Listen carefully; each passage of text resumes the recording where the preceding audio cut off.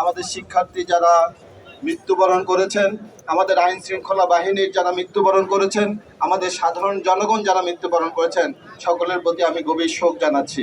আমি যারা আহত হয়েছে তাদের প্রতি এবং যারা নিহত এবং আহত হয়েছে তাদের পরিবারের প্রতি সমবেদনা জানাচ্ছি।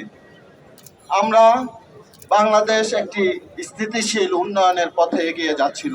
সারা বিশ্বে বাংলাদেশের একটি অবস্থান তৈরি হচ্ছিল এবং এই মেডিকেল সেক্টরও আপনারা জানেন যে আমাদের শিক্ষার্থীদের যে মেডিকেল কলেজগুলো, সেখানে কিন্তু বর্তমানে কোনো সেশন জট নেই।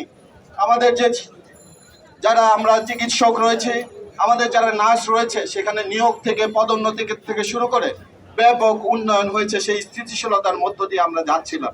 আমাদের বেশ কিছু দাবি দেওয়া থাকে, তারই প্রেক্ষিতে আমাদের সাধারণ ছাত্ররা তারা একটি কোটা নিয়ে একটি অবস্থান নিয়েছিল এবং সেই অবস্থানের সাথে যে সংস্কারের সেই দাবির সাথে কিন্তু আমরা সম্পৃক্ত ছিলাম এবং সেই দাবি ইতিমধ্যেই আমাদের মাননীয় প্রধানমন্ত্রী মেনে নিয়েছেন, যার ফলে আমরা আশা করি কিছু এখানে সহিংসতা হয়েছে তৃতীয় পক্ষ ঢুকে, আমরা আশা করব সেই সহিংসতায় যারা জড়িত এবং যারা মৃত্যুবরণ করেছে প্রতিটা ঘটনা তদন্ত করে তার সুষ্ঠু বিচার করা হবে।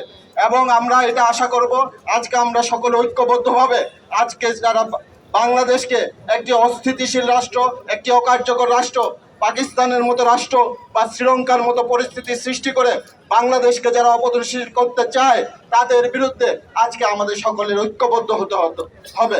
আমাদের ফেসবুকের মাধ্যমে যে গুজব সৃষ্টি করছে, সেই গুজব যারা সৃষ্টি করছে তাদের বোঝাতে হবে এবং এই গুজবের বিরুদ্ধে আমাদের একটা শক্ত অবস্থান আমাদের নিতে হবে। আমাদের এই বর্তমান পরিস্থিতিতে আজকে আমরা যারা উপস্থিত আছি সারা বাংলাদেশকে আমি এই সাংবাদিক যারা রয়েছেন তাদের মাধ্যমে আমরা উদাত্ত আহ্বান জানাতে চাই যে বাংলাদেশে সামনের দিনে যাতে আর একটিও অপ্রীতিকর ঘটনা না ঘটে, তার জন্য আমরা ঐক্যবদ্ধ হব। আমরা এখানে যারা এসেছি আমাদের পক্ষ থেকে আমরা এই প্রতিশ্রুতি দিচ্ছি, আমরা এই অপ্রীতিকর ঘটনা যেন আর না ঘটে তার জন্য যে যে অবস্থানে থাকা দরকার সেই অবস্থান থেকে আমরা সব ধরনের সহযোগিতা দেব ইনশাআল্লাহ। জয় বাংলা, বাংলাদেশ চিরজীবী হোক। মাননীয় প্রধানমন্ত্রী সহ বাংলাদেশ সরকারের দায়িত্বশীল মন্ত্রীবর্গ যারা আশ্বাস দিলেন এবং পরবর্তীকালে আইন বিভাগের মাধ্যমে এবং সুপ্রিম কোর্টের মাধ্যমে রায় আসলো, কোটা সংস্কার হলো। ছাত্রদের যে প্রধান দাবি ছিল সেই কোটা সংস্কার যখন ছাত্রদের পক্ষে গেল তখন নেমে আসলো তৃতীয় পক্ষ, চতুর্থ পক্ষ যারা সুবিধা নিতে চায়। এই বাংলাদেশের স্বাধীনতা যারা চেয়েছিল না, এই মুক্তিযুদ্ধের সপক্ষে যারা ছিল না, যারা মুক্তিযুদ্ধের বিরোধিতা করেছিল দেশীয় এবং আন্তর্জাতিক এজেন্টরা, তখন এই ছাত্রদের সুন্দর একটি আন্দোলন এবং সুন্দর গঠনতন্ত্র মোতাবেক একটি আন্দোলনকে তারা ভার করলো। তারা ষড়যন্ত্র করে ছাত্রদেরকে চাপ উপচিয়ে গিয়ে তারা দখল দিল ছাত্রদের সেই আন্দোলনকে। তাৎপর্যে আপনারা লক্ষ্য করেছেন সর্বত্র হয়েছে ষড়যন্ত্রের উপহার হিসেবে তারা কি করেছে, এদেশের বাংলাদেশের যে মহান অবকাঠামোগুলো আছে সেই অবকাঠামোগুলোকে ধ্বংস করেছে। তারা লক্ষ্য করে এবং এক একটি করে টার্গেট করেছে যে বাংলাদেশের উন্নয়নের যে রূপক, যেই রূপকগুলোর মাধ্যমে বাংলাদেশ পরিচিতি পেয়েছে, বাংলাদেশ উন্নয়নশীল দেশের দিকে, উন্নত দেশের দিকে ধাবিত হচ্ছে। আমরা বলতে চাই যারা আজকে নিহত হয়েছে তারা আমাদের সন্তান, কেউ আমাদের ছেলে, কেউ আমাদের ভাই, কেউ আমাদের বোন, তারা আমাদেরই সন্তান। তারা যে কোনোভাবেই হোক তারা আজকে মৃত্যুবরণ করেছে, শহীদ হয়েছে। আমরা তাদের আত্মার মাগফিরাত কামনা করার সাথে সাথে আমরা এটি এনশিওর করতে চাই যেন আর কোনো মুগ্ধ বা আর কোনো কেউ যেন আর এই অপঘাতে মৃত্যু না হয়। আমরা চাই তারা বাংলাদেশের সত্যিকারের মানুষ হিসেবে তারা আরও এগিয়ে যাবে। কারো মৃত্যুই আমরা কামনা করি না।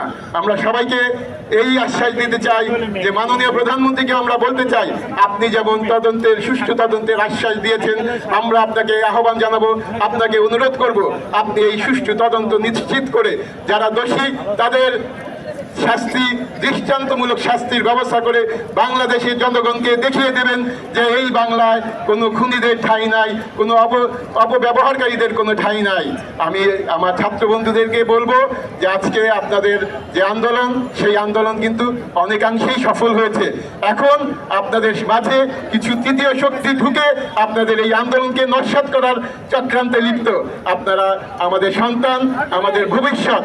আপনাদের কাছে আমার বিনীত অনুরোধ, অনুরোধ, করজোড়ে অনুরোধ যে আপনারা এই তৃতীয় শক্তির ফাঁদে পা দিবেন না। আপনারা আপনাদের যে আন্দোলন, শান্তিকামী যে আন্দোলন, সেই শান্তিকামী আন্দোলন আপনারা চালিয়ে যাবেন এবং এর মাধ্যমে আমরা একটি বৈষম্যমুক্ত এবং স্বাধীনতার সপক্ষের একটি দেশ বাংলাদেশ গড়তে চাই।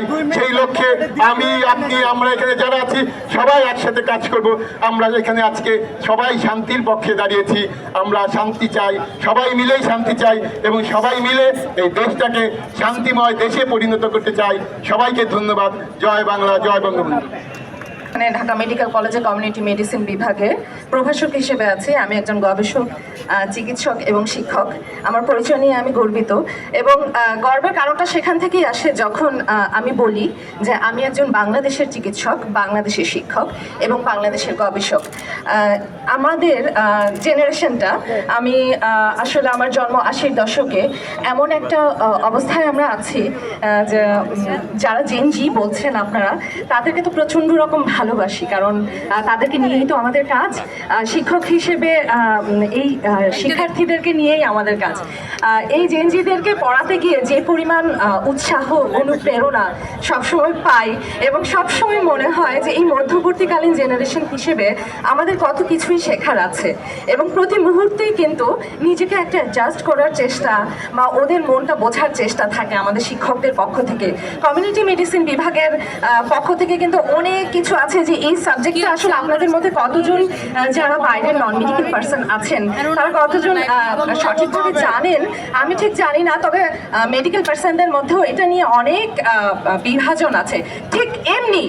ঠিক এমনি বর্তমানে যে আন্দোলনটা চলছে, আমরা চাই এই আন্দোলনের মধ্য থেকে এই জেনারেশনের বুঝে নিতে হবে ঠিক কোথায় গিয়ে আমাদের থামতে হবে। আমাদের এই দেশটা আমাদের মা, বাংলাদেশ আমাদের মা।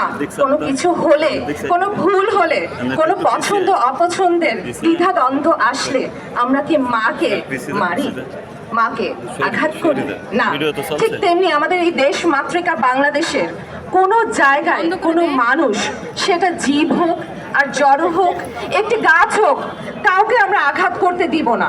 আমাদের আন্দোলনের মূল স্রোতটা এইখান থেকে হওয়া উচিত। আন্দোলনের মূল স্রোত হওয়া উচিত না সরকার পতন করে দিব, চল যাই, নো। এটা আমরা শিক্ষক হিসেবে খুব দুঃখবোধ হয় যে কি ব্যাপার, আমার শিক্ষার্থীরা এরকম আক্রোশে কেন কথা বলছে। হয়তো আমার কোনো ব্যর্থতা আছে, সেই ব্যর্থতা থেকে আমিও শিখতে চাই, তোমরাও শিখতে দাও। তোমরা থামো, যেখানে থামতে হয় বোঝো যে এবার বোধহয় আমার দেশটাকে একটু সময় দেওয়া দরকার, কারণ এটা আমাদের সকলের দেশ, এটা কারো একার নয় এবং কোনো তৃতীয় শক্তিকে আমরা এখানে প্রাধান্য দিতে পারি না। তোমরা ইতিহাস ঘাটলে দেখবে যে সকল দেশ আমাদের দেশ নিয়ে এখন নেতিবাচক বক্তব্য দিচ্ছে, তারা মুক্তিযুদ্ধের সময় তাদের ভূমিকাটা কি ছিল।